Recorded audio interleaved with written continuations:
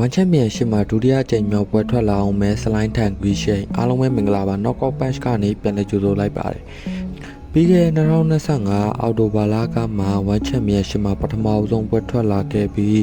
ရှုံးပွဲကြုံခဲ့ရတဲ့စလိုင်းထန်ဂီရှိန်ရဲ့အကြောင်းကိုပြပြပေးချင်ပါတယ်ရှုံးပွဲကြုံခဲ့တယ်ဆိုပေမဲ့တကယ်ကောင်းမွန်တဲ့စွမ်းဆောင်ရည်ကိုချပြခဲ့တဲ့ fighter လို့ပြောရင်လည်းမမှားဘူးလို့ပြောလို့ရတယ်ပြိုင်ပွဲ fighter ကိုကြည့်မယ်ဆိုရင် One Championship မှာ17ပွဲထိုးထားတယ်10ပွဲနိုင်ထားပြီးတော့နိုင်ခဲ့တဲ့10ပွဲမှာဆိုရင် KO 4ပွဲနဲ့ decision က6ပွဲထိပါပါတယ်ဒီလို fighter မျိုးကိုမှပွဲဥထက်မှာရင်ဆိုင်ခဲ့ရပေမဲ့ပြိုင်ဘက်ကိုအခက်တွေ့အောင်လုပ်ပြနိုင်ခဲ့သလိုအကွဲပြဲလဲစော်ခဲ့ပါသေးတယ်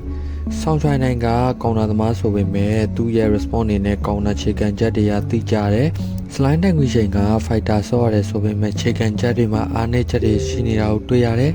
ဆိုတော့ဒီခြေကန်ချက်တွေနဲ့ clinch ပိုင်းအားနည်းချက်တွေကနီးစနစ်ပိုင်းမှာအနေငယ်စကားပြောသွားရလို့ပြောလို့ရပါတယ်စိတ်သက်ပိုင်းကတော့ပြောကြမလို့ခြေကန်ချက်ရဲ့ clinch ပိုင်းဒီမှာအနေငယ်အားဖြည့်လိုက်မယ်ဆိုရင်တော့ slide ထန်ကြီးချိန်ကမြန်မာ fighter တွေထဲမှာရတာသမျိုးပေးနိုင်မဲ့ fighter လို့မြင်မိတယ် One Championship မှာပွဲပြန်ရထားရလို့သတင်းတွေထွက်နေတဲ့ slide ထန်ကြီးချိန်တယောက်အကောင်းဆုံးပြင်ဆင်ပြီးဒုတိယမြောက်ပွဲထွက်လာမဲ့ One Championship နဲ့အတူ